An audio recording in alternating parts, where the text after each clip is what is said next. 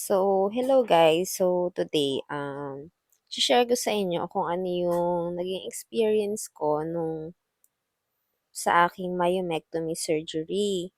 So, naoperahan ako ng September 24, 2025. So, guys, nung time na yon, bali, nanganak ako ng February 9. And then, sabi ng doktor ko noon, after 6 months, bumalik ako sa kanya kasi kailangan ng tanggalin yung myoma ko. At sabi niya, wag daw muna ako magbuntis kasi nga, ipa-priority din namin yon. Dahil nung first baby ko, meron na ako noon. At ang sabi nga niya, swerte daw ako kasi nabuntis pa ako. Bali, actually, tatlong doktor yung nagsabi sa akin no'n, naswerte daw ako kasi nabuntis pa ako. Kasi yung iba daw, nahihirapang magbuntis kapag merong mayoma. Ang mayoma ko kasi, that time, parang nanganganak. Nung una, 8 lang, hanggang sa last naging 11 na sila. Bago matanggal yon 12 na talaga sila. Pero good thing naman kasi nung pinatanggal ko, yung iba, yung malalaki, lumiit na sila. Ganon. Kasi nung nagbubuntis ako, umabot ng 12 cm. Yung pinakamalaki ko. Meron akong sa loob ng matres at meron din sa labas. So, sabi nila, ang pinakamahirap tanggalin is yung nasa loob. So, ayun nga, nung September 23, pina-admit na ako. Kasi kinabukasan yung surgery ko. Maaga siya, actually mga 6 AM yung surgery ko dahil ako yung una. Akala ko naman guys, kapag sinurgery ka, yun na yun, yung lalaslasin ka, yun pala madami pa palang gagawin sa'yo bukod sa pagka-admit sa'yo. Ang ginawa kasi nun sa akin, may nilalagay sila sa ano ko, sa bambam ko. Ayun, parang tubo para daw linisin, tanggalin yung mga dumi ko. So, ang nafi-feel ko lang nun, parang may tubig. Tapos sabi sa akin, 'pag naramdaman mo parang nadudumi ka na, sabihin mo, tas tumayo ka. So, ayun nga agad, nafi-feel ko nga na medyo malamig. Tapos, nafi-feel ko rin na parang nadudumi ako. Tas sinasabi ko, "Ay wait lang po." Tas pumupunta ako ng CR. Yun pala guys kasi kailangan matanggal lahat ng dumi mo sa tiyan bago gawin yung surgery. Ginawa yun sa akin ng mga siguro 2 AM. So, inaabot ata kami nun guys ng mga 3 AM, mga gano'n, mahigit. Tapos, nung nakita niya na na-clear na nga at okay na, so pinabalik niya na ako sa higaan ko. Tas sabi ko, iniisip ko nun, sana wala na, okay na, gano'n. Hanggang sa ito, mga 5 na, tinawag na ako, gano'n. Magsi-6 na rin kasi nun. Pinahiga na ako, tas nandun na ako malapit sa pinto kasi dadalhin na nila ako sa operating room. Ito na guys, ang plot twist, nagi-jibs ako. Sabi ko dun sa nurse, "Nurse, wait lang po, magsi-CR lang po ako." Tas sabi sa akin, "Sige, bilisan mo lang ha." Sabi niya. Girl, grabe, dami talagang lumabas. Tapos sabi ko na lang talaga nun, buti na lang bago ako dalhin dun is ano, nailabas ko siya, nakadumi ako. Kasi what if hindi ako nadumi, 'di ba? Grabe, parang nakakahiya naman yun. Pero malay ko ba, eh, dun ko lang naman naramdaman, eh. Tapos, so ayun, nung time na yun, hindi ko na sinabi sa nurse na nadumi ako, basta dumumi na ako nun. Hanggang sa ayun na nga, ah, dinala na ako dun. Ang unang-unang gagawin pala sa'yo, bibigyan ka ng anesthesia. Buti na lang mababait yung anesthesiologist ko, isang lalaki at isang babae. So, sila yung nagpapakalma sa akin nung mga time na yon. Nung mga panahon na yon, para ako nakahimlay.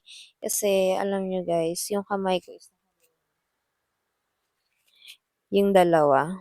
Tapos, Nabigyan na ako ng anesthesia, hindi ko na alam, hindi ko na nararamdaman kung anong ginagawa nila sa baba ko kasi may harang. So, ang nakikita ko na lang, binubuhat-buhat nila yung paa ko pero hindi ko nararamdaman.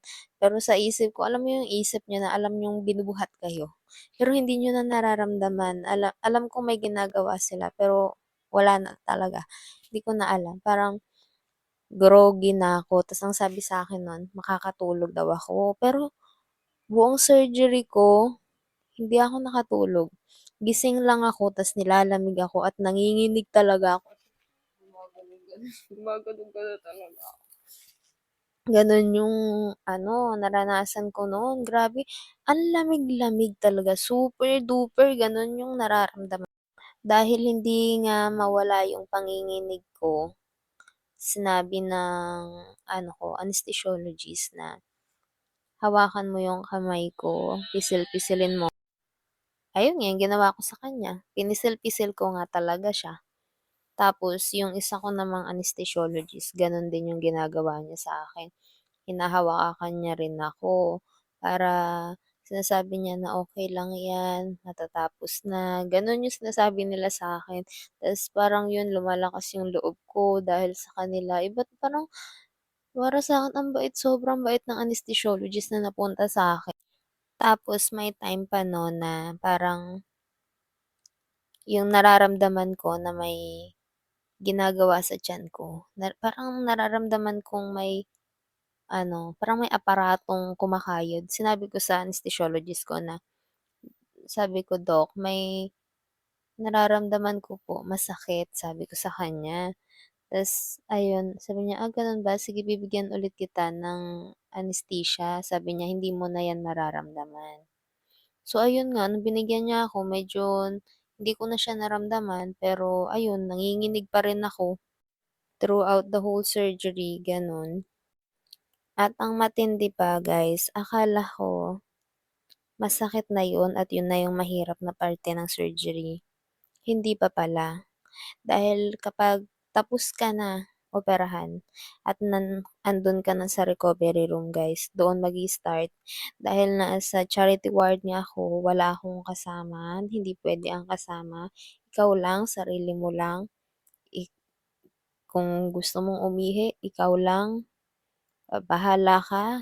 Kung tatayo ka, ikaw lang din. Lahat ng sakit, sasaluhin mo na. Nung nandoon na nga ako, hindi pa ako pwedeng kumain. Suka ako ng suka at ang sinusuka ko color green. Hindi ko maintindihan ba't ako nagsusuka dahil nung mga time na yun, bawal ka namang kumain. Halos wala akong kinain nun. Di rin ako masyadong pinainom ng tubig dahil pinag-fasting nga ako. Pero may isinusuka ako, color green na tubig. At sobrang pait nun guys ha. Tapos napansin ko rin na yung mukha ko nun is ano, alam mo yung parang minamanas, ganun yung mukha ko. Lumobo siya. Tas nung sinabi ko nga doon sa doktor na lumapit sa'kin kasi nagra-round, sabi ko, "Dok, parang medyo lumolobo yung mukha ko." Sabi niya, "Parang hindi naman." Sabi niya, "Parang ano lang, okey lang." Sabi niya, gano'n.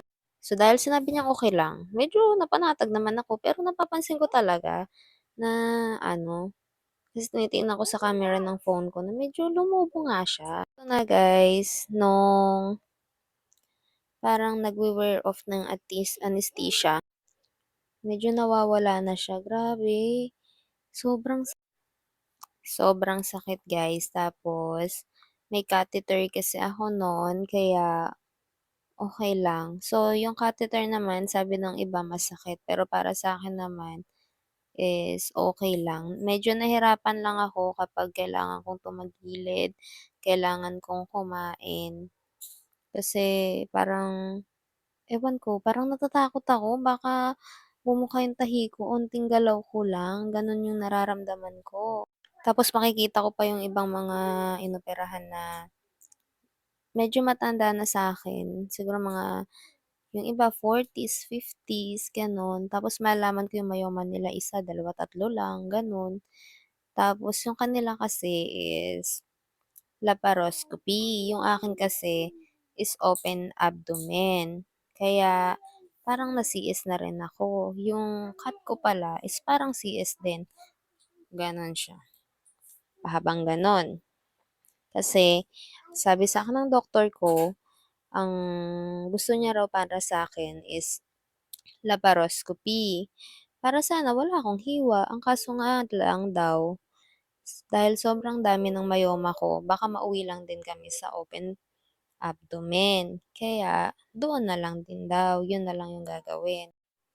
So ayun na nga, dahil nalaslasan na nga ako at mag-isa lang ako dun guys, grabe. Dun mo mare-realize talaga na kapag sa panahon na yun na inoperahan ka, dun mo maiisip na sobrang hirap kapag wala kang pera. Yung kapag nasa charity ka lang. Kasi doon mafi-feel mo na kapag wala kang kasama, kapag may masakit sa'yo, wala kang matatawag basta-basta. Ikaw lang, sarili mo lang. Ikaw yung tatayo, ikaw yung ano, kung may aabutin ka, ikaw lahat yun. Kahit pa na ano mo lang, kaka-opera mo lang, ikaw lahat gagawa ng yun. Tapos nag-stay ako doon ng umabot ako dun ng tama ba, 3 days? Gano'n, 3 days, 2 nights. Kasi unang-una kailangan mong mag-poops, gano'n. Kailangan mong maka-poops at makaihi. So, nung time na yun, medyo nag-struggle din ako sa pag-poops ko kasi hindi ko pa nararamdaman umaga na. Eh, ng araw na yun, yun yung paglabas ko. Tinatanong ako ng doktor ko na naka-poops ka na ba? Kasi ngayon ka puwedeng lumabas.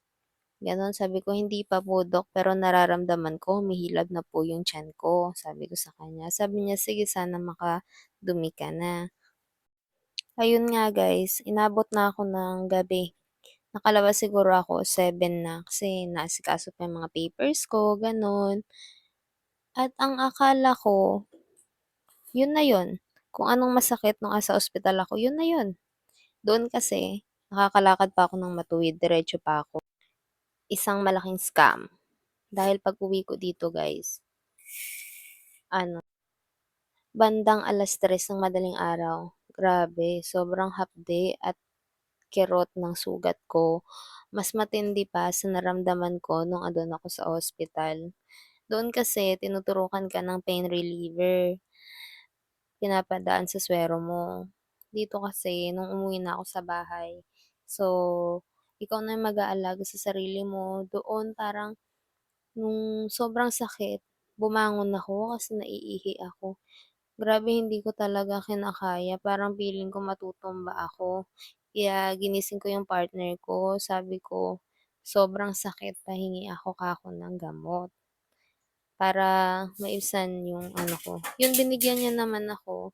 Pag-uwi ko dito grabe, hanggang kinabukasan siguro after 1 week bago maging okey-okey yung pakiramdam ko, 1 week or 2 weeks ba yun na medyo nakakalakad-lakad na ako ng maayos, gano'n. Sa 2 weeks na yun guys, medyo nakaya kong buhatin yung baby ko. Sabi sa'kin bawal magbuhat pero ako siyempre bilang nanay, binuhat ko pa rin yung baby ko na 9 months old nung time na yun. Kaya ko naman siyang buhatin, ayun nga lang hindi ko kayang buhatin siya ng matagal kasi lalo na minsan ano, sumisipa-sipa siya, natatamaan yung tiyan ko, masakit pa rin at hanggang ngayon na magti-3 months pa lang yung tiyan ko, masakit pa rin siya. There are times na sobrang kati niya, kumikurot siya at pakiramdam ko talaga parang alam mo yung may paano ko ba-explain, hinihiwa ba o parang napupunit, yun yung term.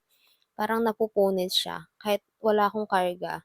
Lalo na 'pag may karga ako, yun yung nafi-feel ko parang bigla siyang parang may napupunit sa loob na hindi ko maintindihan, gano'n. Pero yung panganay ko na 3 years old, binubuhat ko pa rin naman siya, pero madalang, hindi na kagaya ng dati.